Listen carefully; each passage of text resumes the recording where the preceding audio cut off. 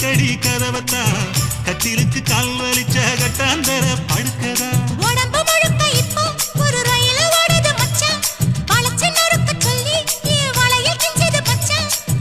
அடடா அல்வா துண்டு இடுப்பு ஓங்கிடுப்பு அழகா பத்தி கிச்சி நெருப்பு தூள் கிடப்பு